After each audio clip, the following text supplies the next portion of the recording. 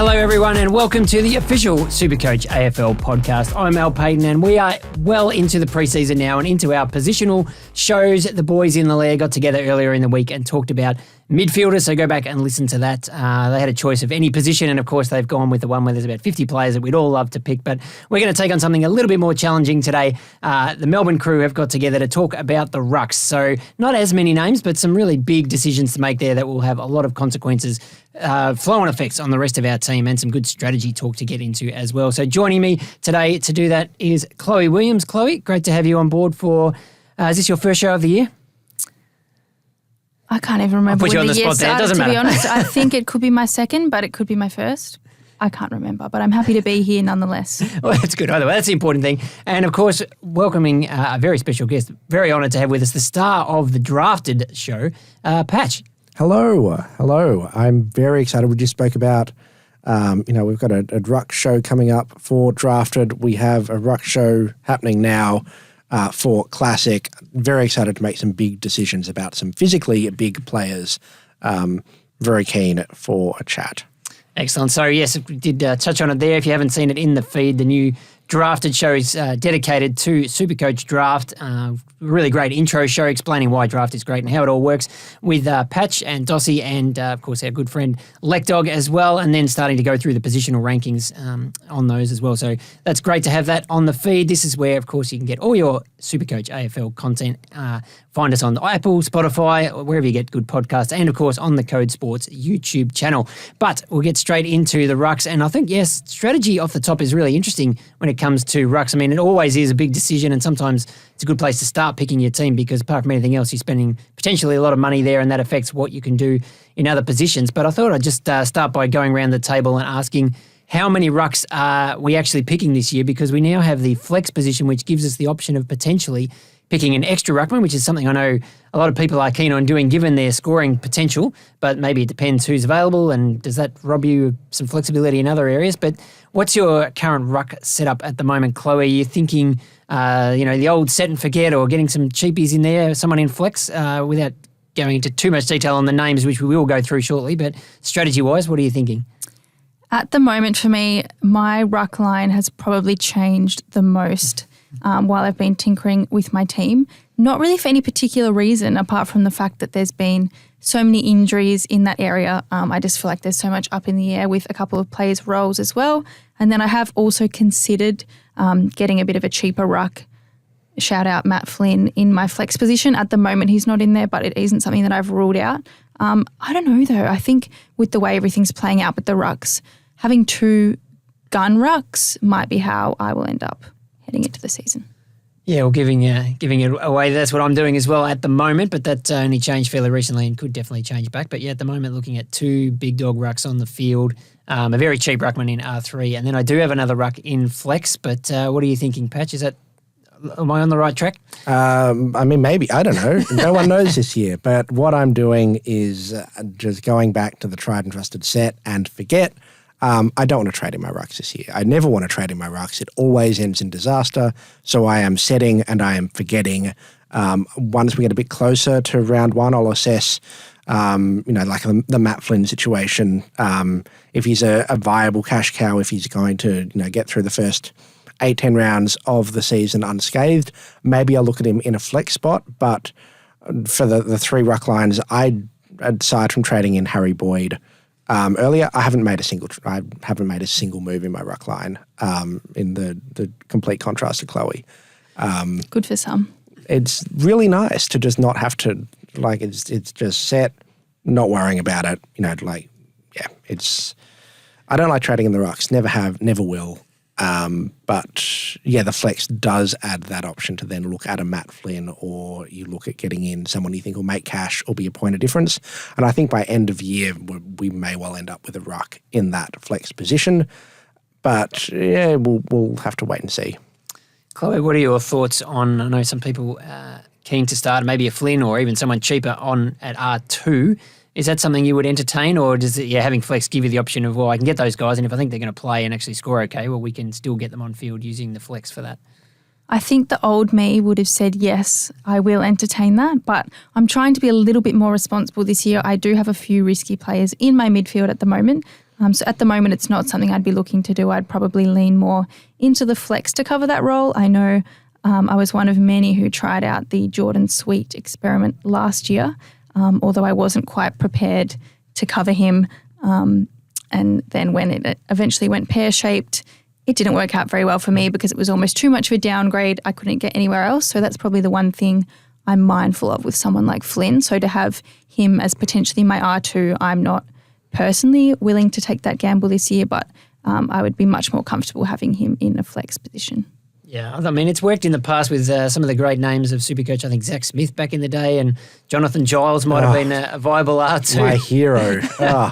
But we haven't had one for a while. But I mean, there's arguments for and against. Like, I think it feels safer for me looking at my team having just the two big expensive rucks there. But it does kind of lock you in if someone else emerges, like Xerri last year, and you've already spent all your money and you've got your two set and forget rucks. Then what do you do with him? But although maybe flex gives you the option this year, there is somewhere you could try and put him. The only thing I'm thinking about, and I do have an extra ruck, as I said, down in flex as it stands, and but I guess the theory behind that is just that rucks generally score well. Even rookie ones, if they can get on field and actually play, they usually are the better scoring position of all the rookies. So if that's what I want on field and make some money as well, come along with it is a bonus.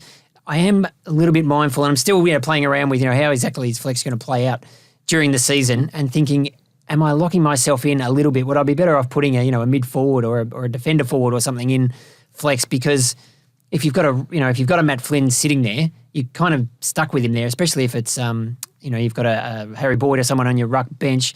Flynn has to stay there. Then there's no way you can get him out of flex apart from swapping him with one of your other rucks. So it does limit you a little bit. So there's pros and cons, and I think we'll be playing with that as we go through the season to figure out exactly the best way to play it. But yeah, I think it's not cut and dried that ruck is the obvious position to use in that spot. So we'll see how it plays out, but we may as well start at the top end. And Darcy has set up some categories for us to talk about. We'll follow the same format that they did on the Lair, starting at the top end premiums. And there's one very clear-cut popular player here, looking at ownership numbers, 55% owned, and that is Tristan Xerri.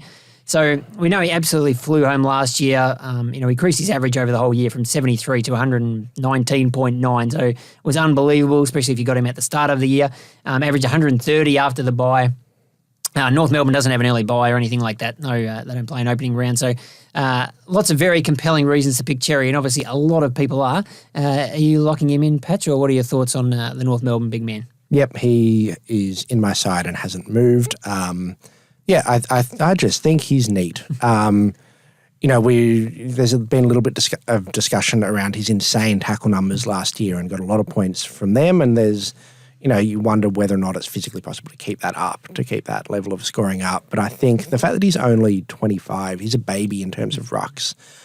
So there's enough improvement, I think, coming possibly in other areas where if he gets a couple more touches a game, a few more hit-outs to advantage as he learns to, really, compete in the ruck and become an incredible tap ruckman, there's scope for growth there. There's scope for growth, in other parts of the ground that I think could make up for tackle numbers if they dip. So I think there's certainly, we might not have seen Xerri's ceiling just yet. He could have another gear to go to, or he could do, a year where he averages 130 as opposed to that, that 12-game stretch. So I certainly don't think that, you're locking him in and he's only going to get cheaper. There's every chance he does perform like a few points worse this year than he did last year, but I think there's still upside to Xerri. So he's locked in at this stage.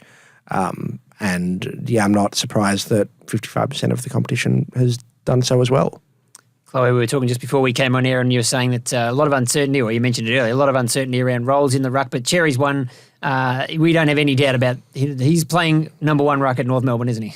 Yeah, and I think essentially at the moment, as of, 5 minutes ago, because I have been tinkering with my team pretty much every day, he wasn't in there, so I had Gawn and DeConing.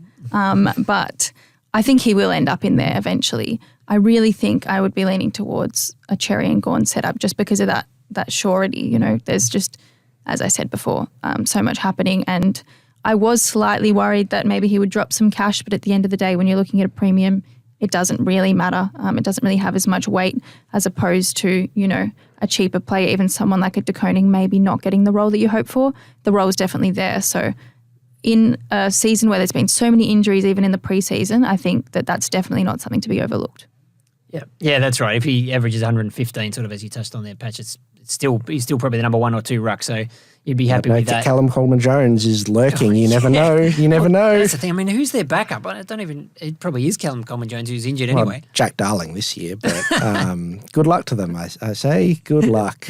The only thing I was like scratching around, digging into his stats and trying to find, is there any reason to maybe go against him and put up a devil's advocate sort of argument? And the only thing I could really come up with is that in the run home last year, he put up some absolutely insane numbers, but they were against pretty weak ruck opposition, 185 against West Coast, 151 against Geelong. So the ruck, we look at the fixture and with other positions, it's a little bit of guesswork involved. You say, Carlton's got a good run, Charlie Curno's could score really well, and we saw what happened last year. It doesn't always work out that way, but rucks, it is a bit more reliable. You pretty much know who they're going to play on, and there are 2 or 3 teams that certainly over the course of last year we came to know just regularly gave up very big scores in the ruck. West Coast definitely right up there. Geelong, don't really seem to care about ruck, so they're happy to let the opposition just do whatever they like. Richmond, even though Nank was a good scorer himself, Richmond gave up plenty of points in the ruck, and so did the Bulldogs, and I think Port Adelaide's probably the other one that stands out. They we're rotating a few guys through there, and there were some regular big scores against them. And Xerri did have a pretty good run. So you look at his fixture this year, and like his first 5 games, he plays the Bulldogs, so he scored well against them last year. But then Melbourne, Adelaide, Sydney, Gold Coast, a bit harder ruck opposition. So last year, I mentioned those, massive scores against the D's. He scored 111, Sydney 111, Gold Coast 119. So, I mean, they're still pretty good scores, but maybe not those absolute monster ones. But that's about the only thing I could come up with against him. So, and as you say, if he's growing as a player anyway, that might not matter as much. But that's something I might refer back to as we go through the different rucks, because, the fixture can be something that we can look to, and especially when we start thinking about if we want to put the captaincy or VC on these guys, which we will with rucks regularly during the year. But the other guy that we mentioned briefly there is Max Gawn, who is actually more expensive than Xerri. I didn't actually mention his price, I don't think, $645,000, $900,000, and Max Gawn at $668, because he did average more than Xerri for the year, 124 versus 120. I think Xerri maybe pipped him for overall points, which I'm sure Lecdog would be all over that, but he loves the total points because he played every game and Max missed a couple, which he has done over the last few years. Hasn't had any really major injuries for a while, but he always sort of seems to miss 1 or 2 games. He's just turned 33, so I think this is where people are looking for, turn the page a bit, and Xerri's the next big man. But are we doing Max a disservice? He's only in 14% of teams, despite he was in the top 2 or 3 scorers overall in SuperCoach last year, and he has been for probably the last 5 years. Melbourne has a great fixture as well. They don't play in opening rounds, so no early buys or anything to worry about. And he has some nice matchups early with GWS, give up a few points. He's got Geelong in there. So, West Coast and Richmond as well. So, could Max make us all look silly, Max? I mean, yes. Yeah, like he's been the top dog for a fair while for a reason. He's bloody good. And, there's nothing worse than, there were some people in the office, the Herald Sun, who didn't have him last year, and on Monday mornings after Gawn scored, 170, 180, looked slightly unhappy, to put it a little bit. They were despondent. They were just trying to figure out a way to get him into their sides, and it just wasn't happening. So I think there's always a huge danger of going against the bearded one. He is fun to own, isn't he? When he's going, off. He's so good. Chloe, you've got him in. Have you had any worry about, because he's missed a bit with a freak larynx injury, which is the first time I've ever heard of it. Larynx? Larynx, I think it was. Larynx. Like your throat area. I'm not a doctor. Yeah, throat. Yeah. But laryngitis. I think it's related. You don't need to keep flaming me for my pronunciation. I don't even know if that's right. But no, you know what? I haven't really let that put a damper on my selection of him at the moment. Obviously, so much of this as well hinges on the preseason games, but I just think obviously they did bring in Tom Campbell in the preseason or off season, I suppose. But I think that's more of just a contingency plan. We saw that they pretty much had zero contingency plan when he did go down last year. But, as long as he's relatively fit from that injury, he's just so instrumental to the way that Melbourne play, especially if they're looking to bounce back this year. So, and then, just that average last year, the top ruck in the end, right? So even though I didn't really think that he had the best season, I mean, I don't think I owned him. I can't really remember, but I do think I remember being one of those despondent, one of those despondent employees that you would see at the start of the week. I think it was mainly just because I got priced out of him in the end. So I'm definitely wanting to lock him in, and it could be one last ride on the Gawn train, so I'm ready to jump aboard. Yeah, I think we need to just get this out to him that he's so lowly owned in SuperCoach. I think that'll be a bit of extra motivation. I think he plays, so yeah, I've heard that he plays. Once we see him in action in preseason games, I think people will remember him. Oh yeah, pretty this well. guy. Oh yeah, remember that big lump of a guy that scores points for fun. Yeah. Tom Campbell, is he worth? He's not worth starting. You don't want to handcuff. As much as, when Gawn goes down, Campbell will play. You don't start Campbell, do you? Personally, I wouldn't know. No, I don't think I'd be going there. So they're probably I suppose it's not that much of a gap really in terms of ownership to the next guy in terms of the premiums, which is Tim English, 581,000 at 10% ownership at the moment. So people hoping he can maybe bounce back to what he did in 2023 when he averaged 128 and just looked like I didn't own him all that year, and that was hell. It was horrible. He just finds ways to score points, even though he can get beaten in the ruck. But he's getting around the ground. Did take a kick out at one stage late in that season, which was just unbelievable. Does it all? But last year dropped back to 108. So I'm not really sure. If we have an explanation for exactly what happened there. He averaged 99 post bye, and for the whole rest of the year after the bye, he went over 100, under 100, over 100, under 100. I mean the potential's obviously there. They've got Sam Darcy, but it seems like he's mostly a forward. He'll just give him a little bit of a chop out. I don't think he's taking too many of his points. His first 5, he plays Xerri first up. Then he's got Collingwood, Carlton, Freo, Brisbane. So there's some pretty hard ruck potential matchups in there. But any interest in Tim English, Patch? Nope. Right. No further questions, you're on. I just every time someone asks me about a Bulldogs player, I just don't feel it. Man, I just don't want to go there, and there's nowhere else you can play Tim English. He's not getting challenged for that ruck role, but it gives me the heebie-jeebies and makes the tail. I think Tim published a story this morning. Check it out on Code Sports and all across the platforms that was about the Bulldogs and did include the phrase magnet madness. So yep.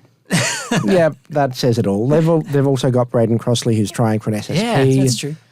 Position, which I love that for Crossley, hate that for English, hate that for, he'll play back pocket, but Chloe, are you the same? No, not quite. No, okay. So, now technically I am, but a few weeks ago, a month ago or so, I'm going to say, it feels like I'm saying this about everyone, but he was actually in my team. Do you want to list the rucks you didn't own? Is but that easier? This is the reason. I'll give you a great reason for why he was in my team. This was prior to the abdominal injury. And this was, there was carnage everywhere. And I was thinking, well, for once, he's actually having a full preseason. So last year he didn't have that full preseason. He was out of contact training. So I did think that maybe that is what contributed to a bit of a lower average last year. So I thought, you know what, it's only up from here, full preseason.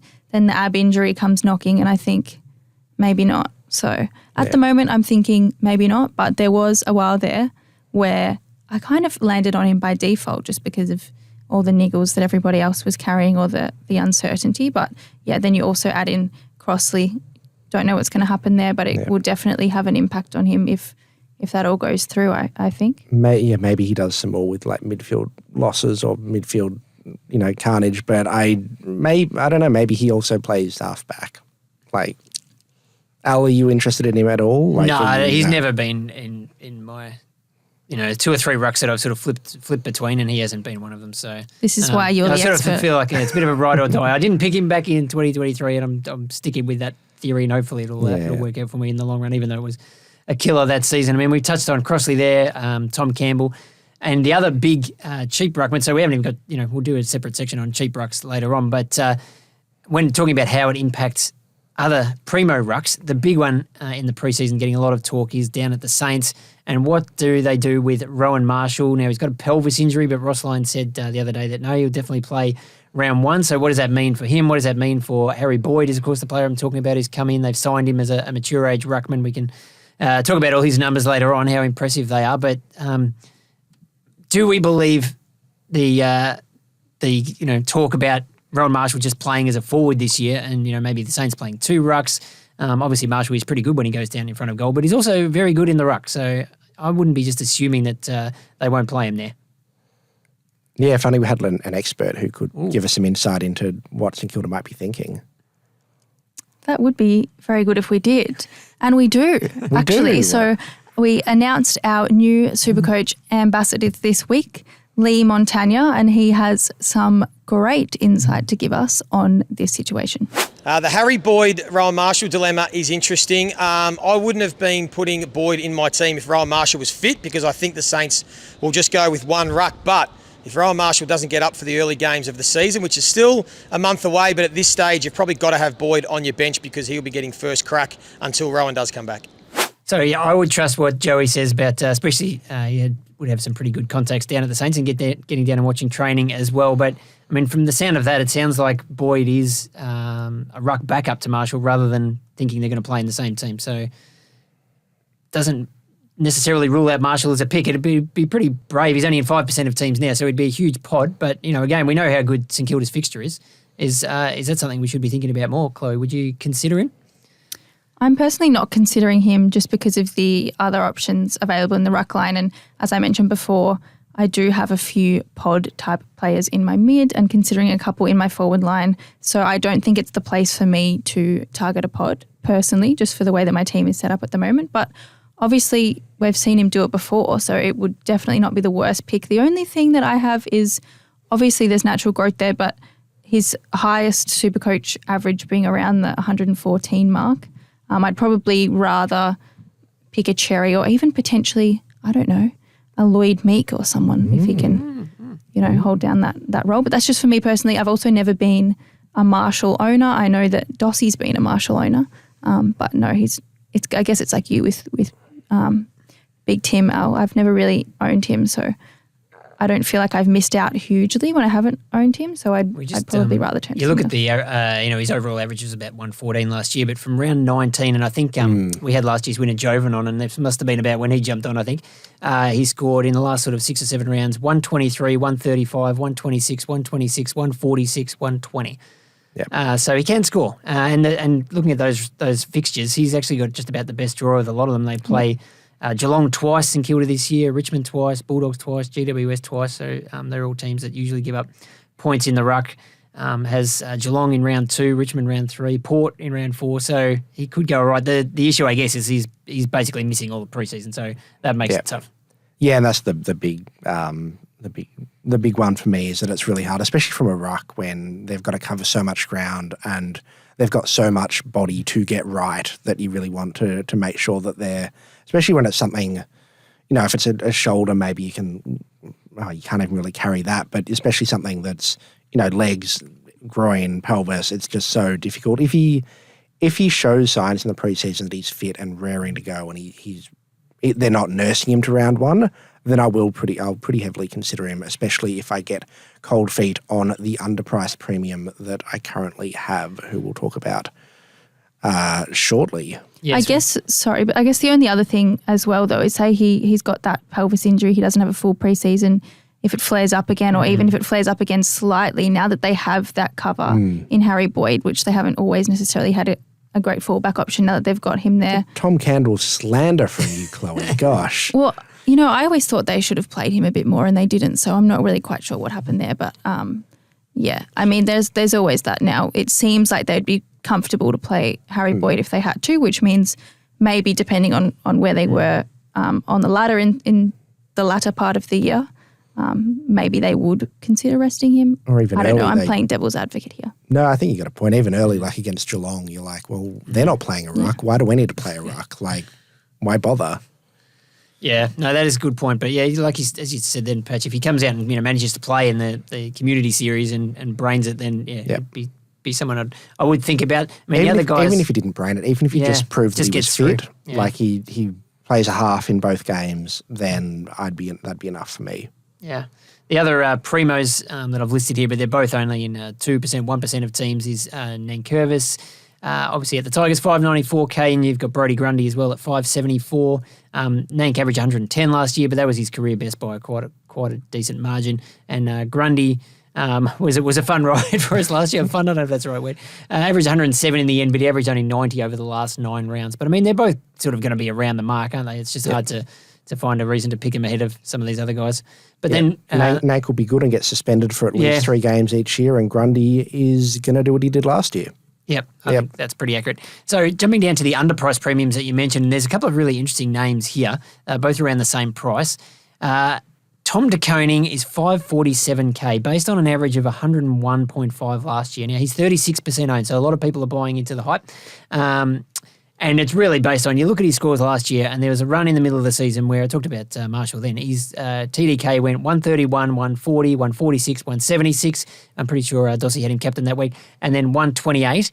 So you think, man, if he plays the whole season and scores like that, that's an absolute steal of a price. But obviously, he got injured later in the year. What happened after that 128? Well, What happened after that? Huh? And I don't think he didn't even get injured straight away, did he? Because the issue was that Mark Pitner came into the team, and as soon as Pito comes in, they're playing 2 rucks, and his scoring just really drops through the floor. I think he averages about 88 when Pitner was in the side. So, Chloe, you're our Carlton expert. Tell us, what is Michael Voss going to do with these 2 guys this year? If we could be confident that TDK was going to be the number 1 ruckman, I think he's a very good pick in SuperCoach, but I'm scared.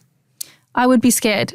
Personally, he's in my team, but I'm still scared because we all know he has the potential to be a number 1 ruck, but when you're in your premiership window, which of course I'm going to say Carlton are in their premiership window, you do need to have a team first mentality. And I think that means sometimes playing Pitney. I know that there's people who aren't fans, but I am not one of those. I am a Pito fan, so I don't know. I just think that there was a lot being said last year that, Carlton would win more games without Pito playing, but I think the way that Carlton's midfield is set up, he is pretty important, and I don't think he's someone that they would necessarily just rule out and leave on the sidelines for a whole period of the year, especially there have been reports of him having a healthy preseason for the first time in years under Rob Innes, the new fitness boss, so I don't think it's necessarily all signs pointing towards Tom de Koning having that number 1 ruck position. When we were talking before about the surety of some players' roles, he's not the kind of guy, I personally don't think, who's just going to spend most of his time in the ruck, game in, game out for the whole season. So if that's what you're looking for, I probably wouldn't expect that of him, even though obviously he did have those amazing performances. It was, some of the best games I've seen was when he got that 176 against Geelong, I think that was. It was against his brother, I think. Yeah. It was, But then also I guess you do have to consider, no offence to Sam de Koning, but he's not, ruck isn't his number 1 role, so you do have to consider that as well, I guess. But he can definitely take a game and change the game, but whether he can do that on a consistent basis, I don't see that happening. What do you guys reckon? The score before that run of that 130, 140s was 28. He scored 28. He had 11 hit-outs, wasn't subbed off, had 11 touches. He's currently in my side, and I'm kind of excited by what he can do, but by the same token, Carlton look like a better side with Pito in there. And if de Koning's playing as a second ruck, I don't really want to take part of that. And I wonder, Chloe, are they going to play, when they come up against Gawn, do they play Pito and de Koning, and then against Geelong, they just drop Pito for team balance? Is that how they might do it? Personally, I would say yes. I'm not Vossi, but I'm not the match committee, but personally, that's how I would do it. Obviously, de Koning is still developing into the player that everyone knows that he can be. And he took a fair leap last year. But when you've got those really bigger body rucks, I think it is, if you've got someone like Pito waiting in the wings, I think you definitely use him, in my opinion. So I think that they will. What about Pito the forward? He kicked some goals in the finals. Yeah, he kicked a couple goals in that abysmal Brisbane Sorry to bring that up. final. Yeah. Did Carlton kick goals in that final? After half time, yep. Yeah, okay. They kicked a couple. I think they actually gave me on the way in one of those signs you hold up that says goal, and I was just sitting there going, okay, when do I get to use this sign? So yeah, but no, he did get a couple goals in that game, but if they're going to be running with Harry, Charlie and Brodie Kemp now training down in the forward line, I think that would just be a bit too much height down the forward line. I don't think that would be a permanent role for Pito, maybe just, a bit of a run through there every now and then, but we'll see how he goes. Yeah, he's an unusual player because Yeah, I think that stat is floating around that Carlton won more games when TDK was rucking solo. But if you look at the actual clearance numbers, they weren't that good. They were much better when Paton was in there because TDK isn't necessarily a great tap ruckman. He does all these other amazing things that get his Supercoach score up. But yeah, so if you're Michael Voss and not necessarily playing Supercoach, I mean, hopefully he does, but yeah, you're probably considering some other factors as well, unfortunately. What if, Chloe, if we got you on the match committee and we played Tom de Koning as a midfielder? I can see why you would say that. I can see why you would say that. Because if he's not very good at the ruck and good at the everything else, then perhaps he can do what Patrick Cripps does, which is not the ruck and the everything else. Well, honestly, that's the whole good thing for Carlton, I think. We're going in a Carlton tangent here. I'm sorry, that's my fault. But welcome to the Carlton podcast. You can put Tom de Koning in there for a while and just get that injection of energy that we saw when he came on in the Brisbane final. But then you've also got Paton who can roll through and get those hit outs to advantage. So I think you can't have the best of both worlds. It'll just be seeing how they balance that. And balancing that is not something that is a positive for Supercoach. But as I said, he's in my team. So we'll see how it goes. He is a Taylor Swift stan, which I'm a big fan of. That's a big tick. Someone's written big no for Taylor Swift on game day in the show notes. I just think you could be listening to something a bit more motivating than Taylor Swift. But disagree. We can talk about that off air. Yeah, that'll be a conversation for later. Yeah. And just don't want to go too far down the rabbit hole on the buy sort of talk, but just a little factor to just keep in the back of your mind is that obviously Carlton doesn't play an opening round, so there's no early buys. But if you look ahead to round 12, and we don't want to be worrying too much, and I think the mid-season buys probably will be a little bit easier to navigate this year given there's more of them but less teams missing each week. But round 12 is North and Carlton. I think the Bulldogs as well, maybe Port. We're going to have quite a lot of players. Most people are picking players from all those teams. So if you go with Xerri and TDK, then you're not going to have anyone in the ruck on that round potentially. So just another, trying to find little reasons to pick one guy over another. That's something else you could potentially consider. Now, is Tom de Koning, before we move on, yes. I know we've spoken about him at length, but he is also the biggest talking point in the ruck this season. Could you pick Xerri and Gawn and then pick Tom de Koning in the flex provided? So say teams come out for that Thursday night round one game, Mark Pittonet is not named, Tom de Koning plays solo. Do you pick him in the flex and then if Carlton bring back Pitto, you can then make the trade to any other player in the comp? Well, not any other player, but to another primo. I've got my hands on some numbers of the most popular flex selections, which we'll get those out shortly. But I can tell you TDK is in the top, say, 5, I would say. So there are people who are definitely going down that path. Sort of maybe get to have a bit of a bet each way by doing it that way. I think if you're going guns and rookies, it's definitely doable. I would say a little bit, I don't know, I feel like that's not how I would use the flex, but I can see why people would. But yeah, I have too many mid prices to facilitate that amount of money. But if you have that amount of money, I wouldn't say that it's a bad decision. I guess the thing is, if he goes really well, then he's pretty much your flex for the whole year then, isn't he? Yeah. Be the only thing. But I guess if he's scoring 120, who cares? That's exactly. That's not a bad result. So that's definitely. If you're complaining about your flex scoring 120 all year round, then I think you're probably doing okay. Yeah. I could have had Ben Paton there as was give me some defence forward flexibility. Okay. The other guy who's priced actually slightly cheaper than TDK, which caught me a little bit by surprise when I first looked up the prices, and then there was a lot of hype around him because especially if you're looking at his Instagram, there's been some pretty amazing images coming around the traps, but then we get some news on him that things may have gone pear-shaped already, and I'm talking, of course, about Sean Darcy, who, Patch, I know you're a massive fan. I've certainly owned him in the past. Any guy who can score, and this is back in his breakout year, 2021, he put up scores of 150, 156, 183 and 193. I think those last two were in consecutive rounds. Is someone that we definitely want to consider. But yeah, there's a whole lot of issues going on with Big Shrek over in Freo, especially around his body. So what's the latest and can we think about him this year in Supercoach? The latest is that he is possibly going to miss round 1, which you'd think puts a pretty big cross through his name. What was the latest just before that? The latest just before that was that he was shredded. He just put out a photo on Instagram and my God, looked lean, looked strong, looked ripped. Sign me up was what I was thinking. I was going to get rid of Tom de Koning. And before I had the chance to log in, the news had come out that he's probably going to miss round 1. And you're like, well, that was a fun fight, couple of minutes while it lasted. I feel like the preseason with him has been like, oh. Yeah, it's so over. We're so back, and it's currently so over for Sean Darcy, which is sad because he's just fun. He's just real fun. Like, footy is better when he's playing well. It's just, I don't know, fun to watch. Freo are better.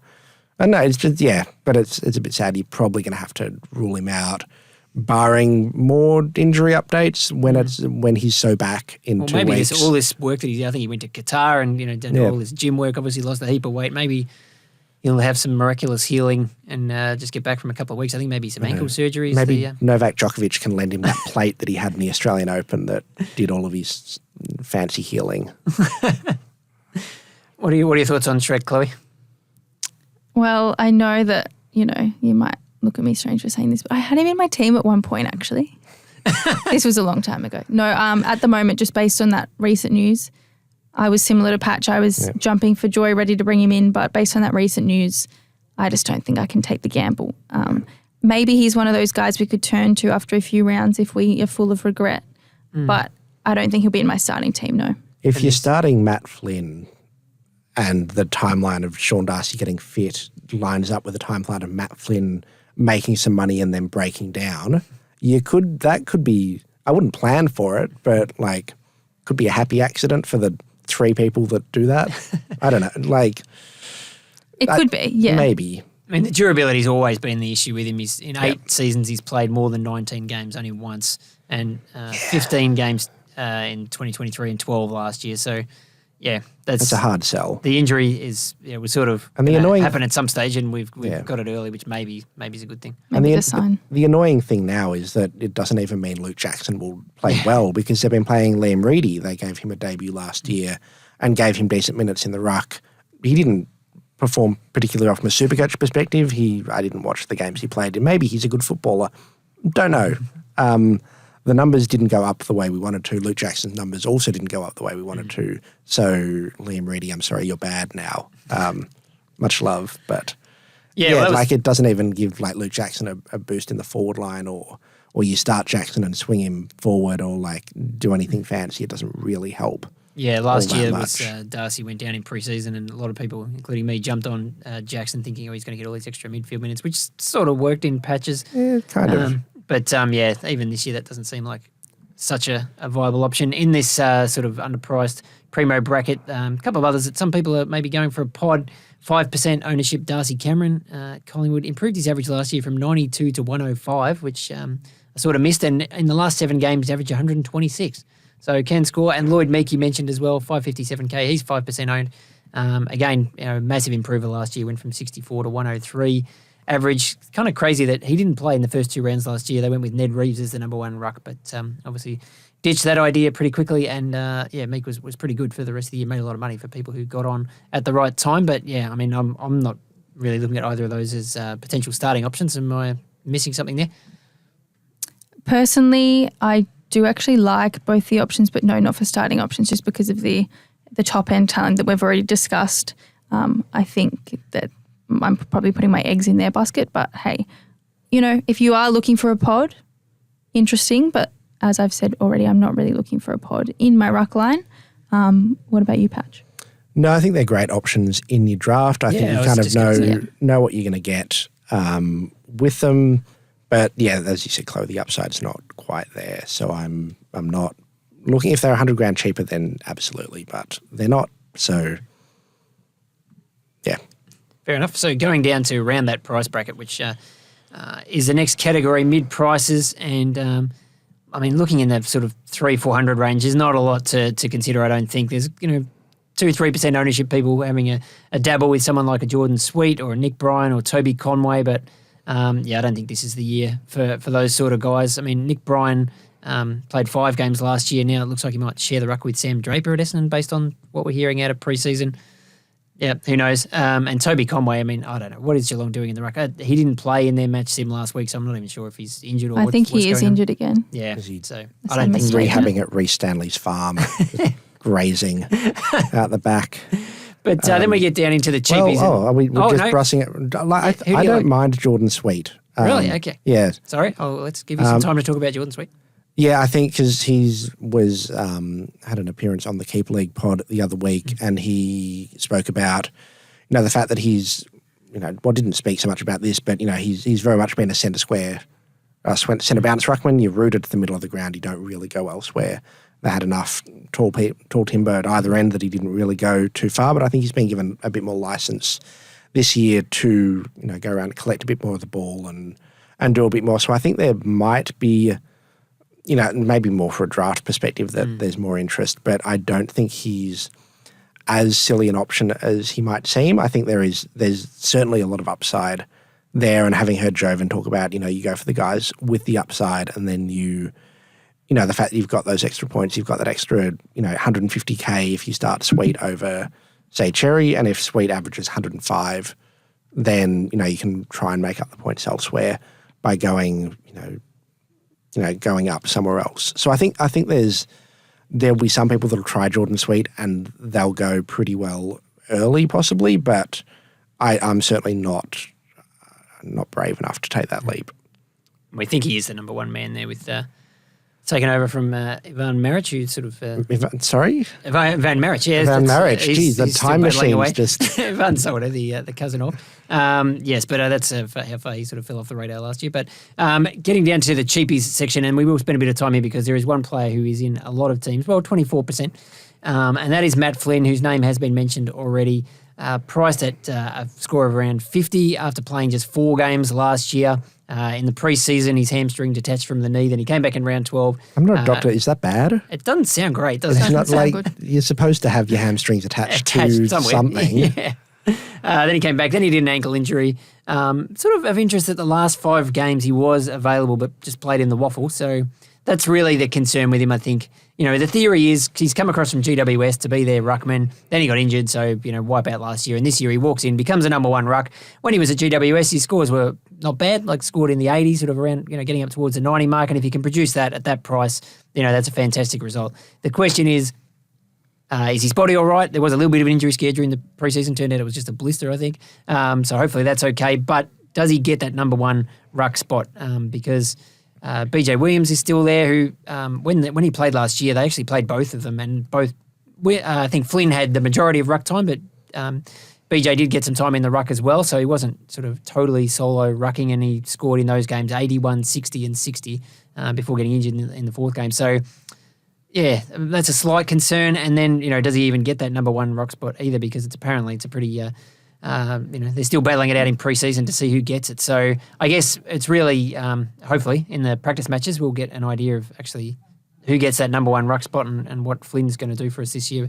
But, potentially a massive money maker in SuperCoach. I know he's a good option for flex people going down that road, and some people even brave enough to start him in R2. But, Patch, thoughts on Matty Flynn? Have you got him at the moment? I don't, but I think the more I'm thinking about it, I'm not really touching and tinkering with my team too much.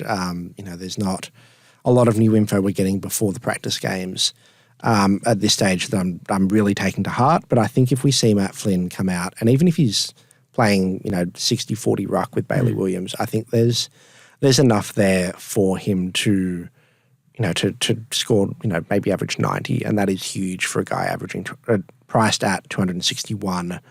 We'll make you a heap of cash. We'll give you like a bubble of points going along, but I do need to see him be healthy all the way to round 1. And then also have a contingency plan. And I think that contingency plan is that you have to pick him in your flex. I think if you're picking him at R2, you are insane. You just can't, unless you've got another ruck, you've got Tom de Koning in your flex. Just you need to have that flexibility and have an exit plan with Matt Flynn. Because I'm sure he's a lovely human being, but I can't trust his body when I'm trying to chase $50,000 that I'm not actually allowed to win, but that's beside the point. I don't know. Anyone else feel differently to... No, I tend to agree. A flex would be the way to go for me. I don't think I'd be willing to take the risk at R2 just because there's kind of 3 things at play. You've got the role issue, you've got the durability issue, but then you've got such a great price point with such a great potential to score and make money. But then, it's just what you say. Even if that does happen, even if all the stars align, then how long does that realistically last for? Because then the durability comes back into play. I don't really have the answers to that yet. Obviously, we've still got the preseason games, but Yeah, I know West Coast has spoken before about the fact that they don't want Bailey Williams to be a number one ruck. They see him as a forward that will then shop out, and he's just been forced to play number one ruck the last few years because Nick Nat obviously wasn't fit, and then Flynn last year disappeared. But they've got a new coach now, so maybe they see it differently. Maybe they do want to do a 50-50 split. Maybe it is going to be a Flynn gets full-time ruck. I think we're just going to see it, but I'd be pretty confident the role is there. It's the body that's my really big concern. Yeah, and the worry with, like you say, if you put him in R2 and he breaks down in round 3 and he's gone up to 300,000, then, what do you do? It can take, a few trades, a few weeks to sort of get out of that situation. Flex might help a little bit, but so I'm definitely not brave enough to start him there. I think that is taking a huge risk, but he is in my flex spot at the moment. But as we say, we really need to see it in the preseason games, which aren't far away now, and hopefully that'll give us a bit more confidence exactly in what he's going to do. I mean, the other names that people might consider down there, if you're going with a similar theory, and even if on the bench in the ruck, the last section, we're looking at Cheapies. We talked about Liam Reedy already, so he played the last 2 rounds for Freo last year. He's still only 132 grand because he scored 53 and 29. So with Darcy injured, maybe he comes into the frame again, but not a huge amount of scoring potential, but potentially a bench option, I guess. Then we've got Tom Sims from Richmond is 22% owned. I think that's just because he's the cheapest ruck forward. So I don't expect him to play, but is there value this year in, maybe it's not as valuable picking a ruck forward, loop on the bench, given that we have flex now. So you sort of don't need that contingency plan, and best 22 scoring means that, if Max Gawn does miss a week at some stage, then hopefully you've just got your flex player and you still get 22 scorers on the field. So probably less relevant this year, but extra flexibility can always help, and trying to get the most scorers on field to get your best scorers is going to be important as well. So that's an option that you could consider. And then the other one, of course, that we've touched on is Harry Boyd. So he's come in as an SSP signing at the Saints, $99,100. He's already owned by 44% of coaches. I guess most people have him at R3. That's where I've got him, but maybe you're brave enough for the R2 or the flex option. But given what Joey said about Rowan Marshall, I don't think he's... I can't see the Saints playing Boyd as a number one ruck and Marshall at full forward. There was some talk that they might do that, but even watching some of their preseason stuff, Max King's looking pretty good, so I don't really see them doing that. I think Marshall, he's really a great option if they need him. It's, train him down there and he can go forward if they need him, but I don't see them lining up that way. But again, practice matches might tell us a little bit, although Rowan's probably not going to play, so they probably won't. But just on Boyd, his numbers, he averaged 158 Supercoach points in the Samford last year, won the McGarry medal. His best game was against South Adelaide, where he scored 266 points. Is that a lot? It is quite a bit. Is that a large... that's beyond my threshold of numbers. I haven't learned that one yet. In that game, he had 31 disposals, 26 contested possessions, 20 hit-outs to advantage, and 16 clearances. So, but we have seen another name that I'm noticing just coming late onto the run sheet, someone who had some amazing numbers in the sample. Didn't quite translate them to AFL, but is he someone we should be thinking about as well, Patch, in the sort of under 200K bracket? Darcy Fort, who obviously played in the grand final with McInerney injured. So, Boyd's the obvious one, I think, just to stick on your bench. You don't get... if he plays, we don't get a loop in round 1 potentially. That might make the captaincy a little bit more tricky, just having to go with a straight-out captain. But if you've got a guy who can potentially score, and even if he's not playing round 1, you think he'll come in and get a chance at some stage, sitting on the bench in the ruck, that's a pretty easy pick, isn't it? Harry Boyd I do have in my R3. I'm probably the same as you, Al. At this point, I wouldn't start him on the field, especially with the rumour has it that Marshall would be playing round 1. But I personally also don't see Marshall playing as a full-time forward.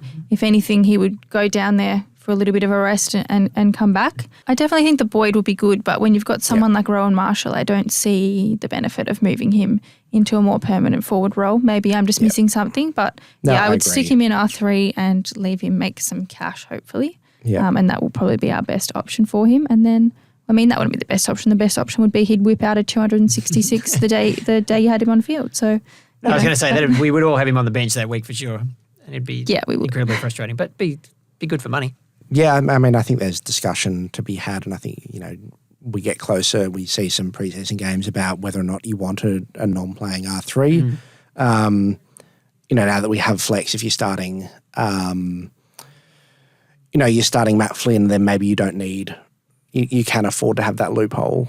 That way you can actually make captains early on, or if we use it to make as much cash as we possibly can. But I think that's discussion for another time, whether or not you want a non-playing player like a Sims or if Reedy's not playing, then someone like him as well.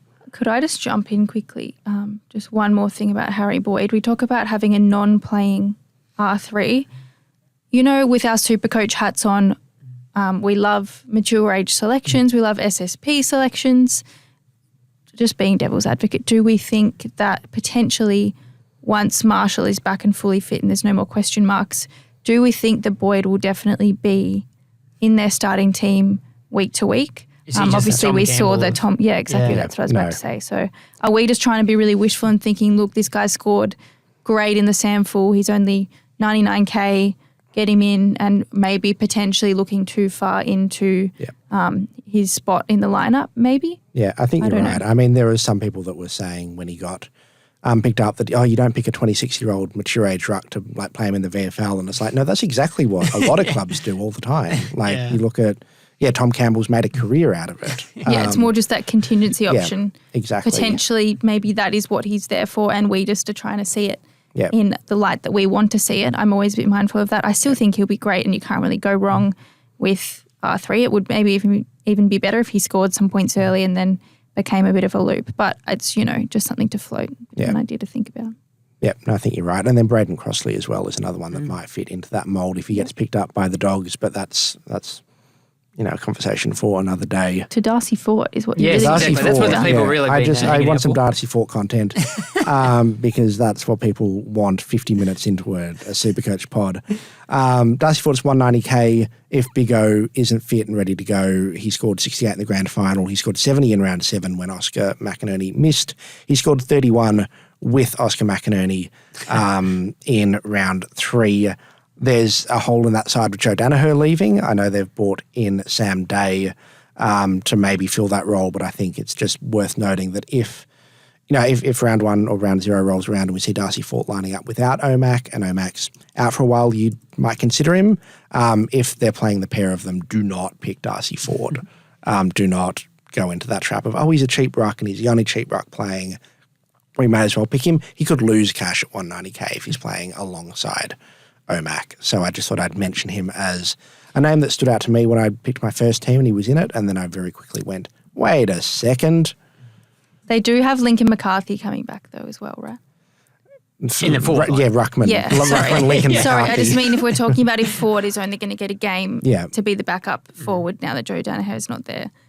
Who knows what they're going to do. But I just thought I'd float it in case people see the green dot in round 1 and go, let's pick him. Maybe just, Anyway. Wasn't the name I thought about, so worth a mention for sure. But that's everyone that I've got on the rucks. I mean, we've talked about most of them, I think. I feel like there aren't many that we haven't talked about. I agree. We talked about less in the draft discussion of rucks than we have in the classic. Samson Ryan, any thoughts? No. Well, big giraffe. Apparently he's had an okay preseason. But Al, stop it. Stop it. No. We'll leave it there. Thank you guys for jumping on. Thanks everybody for listening. More positions coming. What have we got?